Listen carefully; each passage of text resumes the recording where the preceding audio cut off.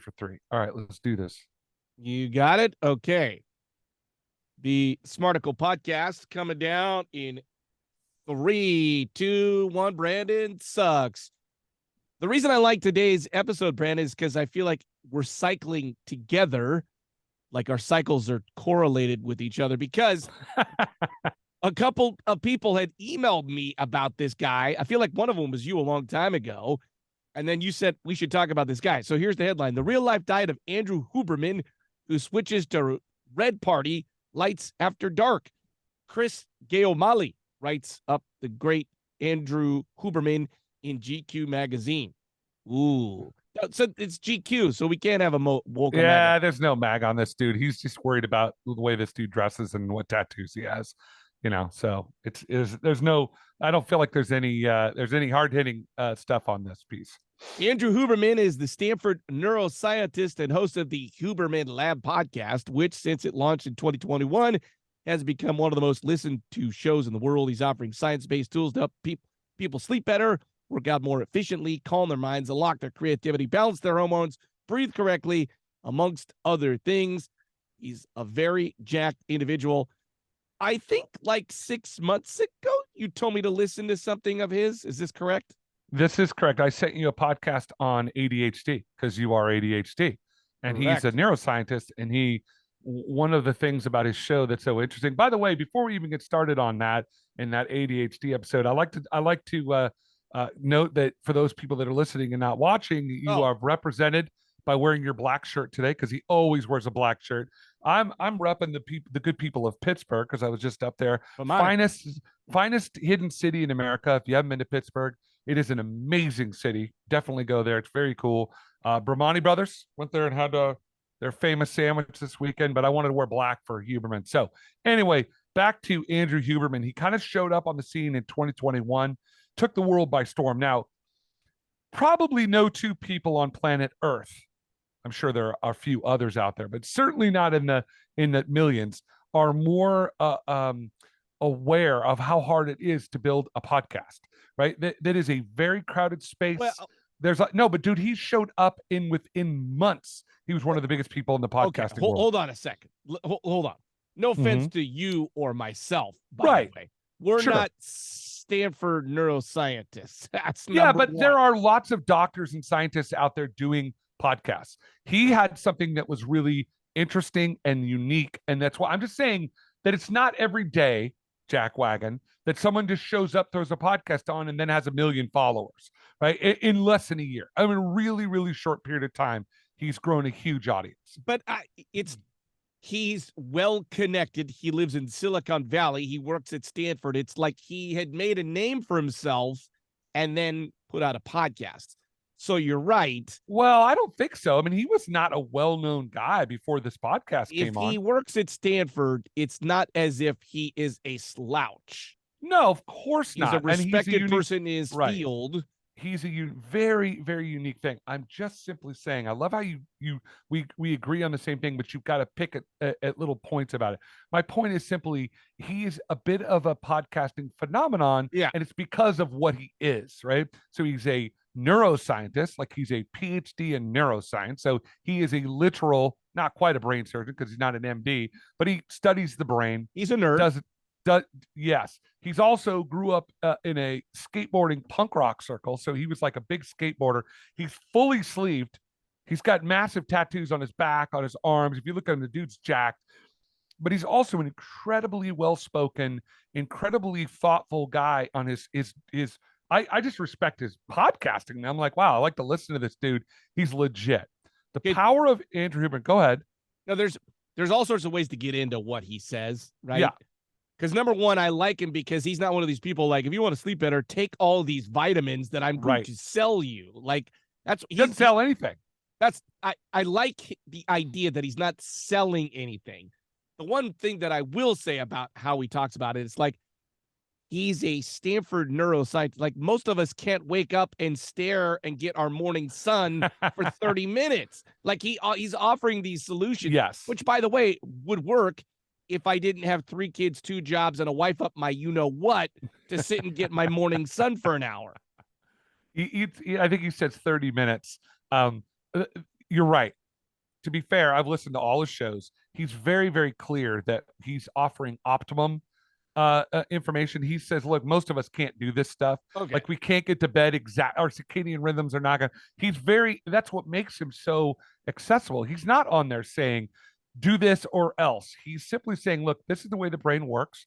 If you want to optimize the way your brain works, and this is the impact of things like caffeine, and he drinks coffee. He just says, don't drink coffee for the first 90 minutes of your day because he says this is what happens to your brain when you do it. I love it because for me, it's like practical little things that I can change in my life that don't require a ton Yeah. of extra work, Yeah. things that I'm already doing, but he's kind of laying it out in the science of it. I look at him and say, yeah, this guy, he works out all the time. He clearly he's not married, he doesn't have any kids. He's serious. He's just, I mean, that's his world is this neuroscience. But what I like, and I've heard other comment, I would love to say this is just my idea, but I've actually heard a couple of other commentators say this about him.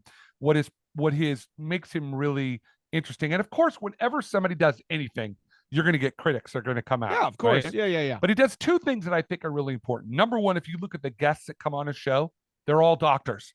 He gets really smart people to come on and talk about neuroscience. And he's able to talk about things in a way that the average person, just the average mom or dad that are, just going about their day can listen to him and go, oh, okay, that's why I drink coffee, or that's why I do this, or that's why I exercise. And he's saying this is what's happening in your brain. He makes it accessible. I think it's amazing. The other thing he does when you talk, I think it ties into why he does his sponsors, he talks about it at the very beginning of the show, but there's no ads that go on during the middle of his show. It just is what it is, right? So they're clearly selling stuff off of him, but he's not on there going, all right, before we get back to the show, I want you to take this Power Boost product. It's going to make you huge. Right? He doesn't do that because his whole thing is educating the public. That is his passion. He wants to educate people on this, and that's where he comes from. On every show, it's about, look, I want to help you understand the way the brain works around X thing. I love it. I think this dude's great. So I want to counteract what I just said at the opening, right? Mm-hmm. Who's the guy, the Sandy Hook person who peddles vitamins all the time? Yeah.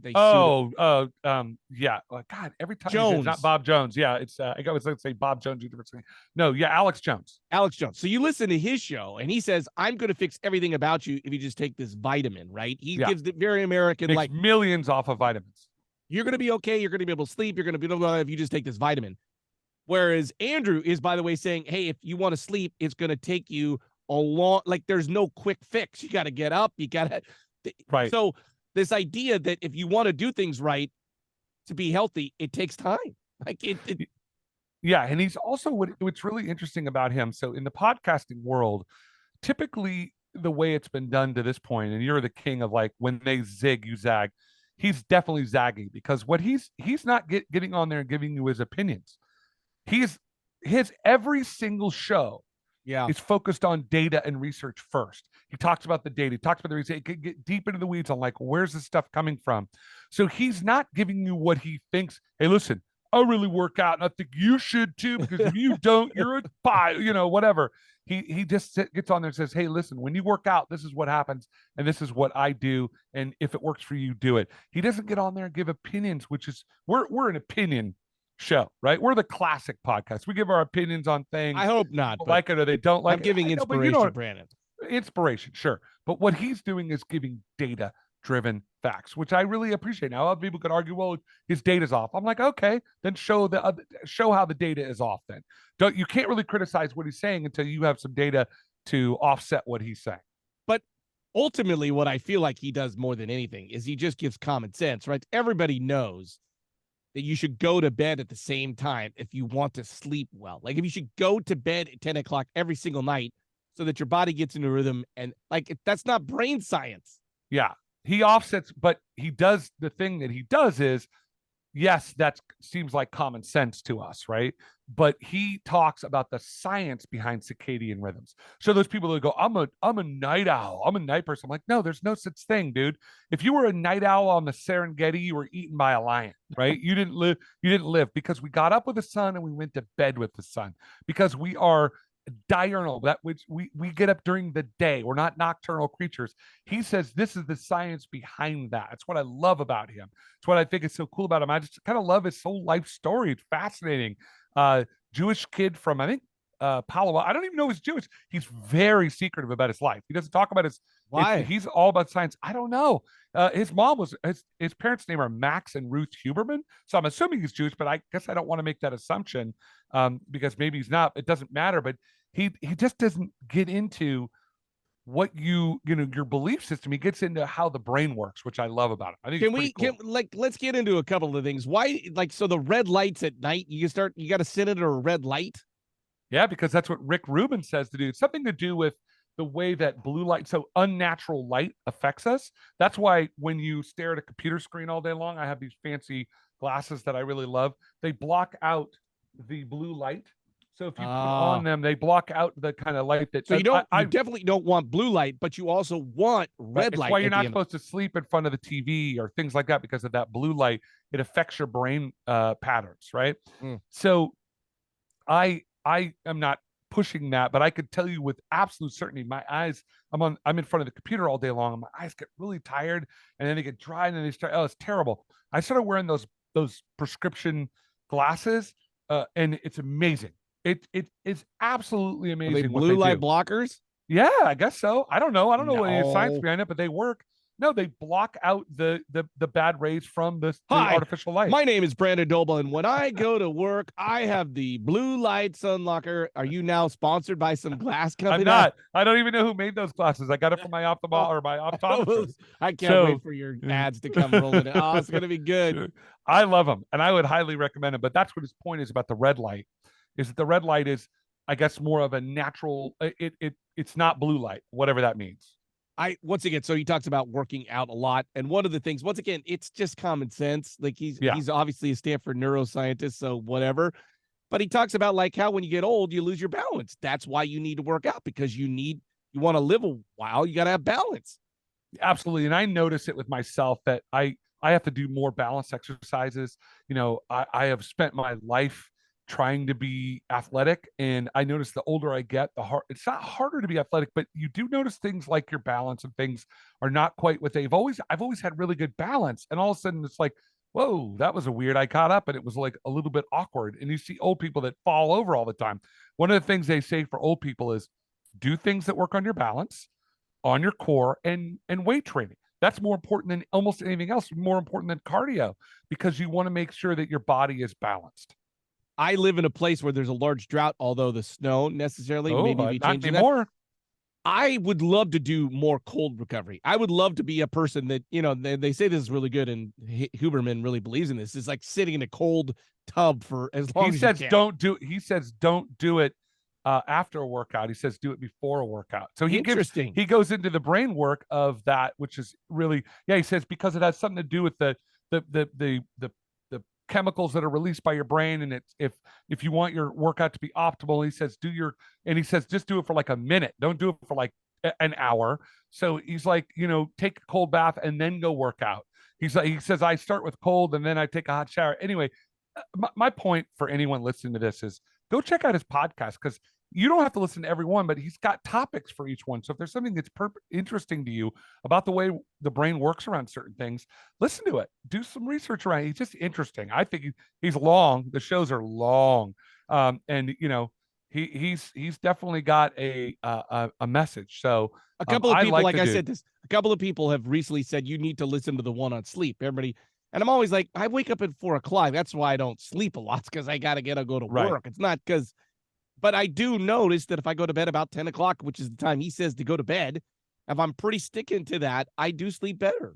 Oh, absolutely. And I go to bed at 9:30 every night, and I usually fall asleep between 10 and 10:30, Which is what which he is what I says. was like when I read that. I was like, oh, good, I'm doing that right. I mean, I think that's more for me. It's just because I'm tired. It's the end of the day, and I like to get up early. But You somewhat glossed over this. He is a really intelligent guy, Stanford neuroscientist, but he's pretty engaging. Like yes, he's intelligent but funny, can relate to people. He gives a speech. He's energetic. Like, I don't know if that's the typical Stanford man. No, and I think that's why, in some ways, he's a little bit of a unicorn. I mean, he is a legitimate neuroscientist. He's not some guy that was like an associate professor at some second Yeah. rate school. I mean, he is a legitimate neuroscientist. I'm sure people along the way have said, "Hey, listen, dude, you got something. You're a good looking guy. Yeah. You're yoked. You know, you're interesting. You've got a great voice for this. Why don't you take it up?" I would be surprised if he stays working at Stanford, kind of what his, Oh, he doesn't. what He could do a TED talk now and make right. millions of dollars on a That's book what or I'm saying. whatever. But he may be one of those people that's like, hey, I love what I'm doing. I want to keep doing it all. So why not? I mean, like, if you could be a Stanford professor, you're like a made man. I mean, why? That would be, I don't know. I don't know either. Anyway, but Larry, I love that you taught me about when to go to sleep and when to get up and when to stare at the sun.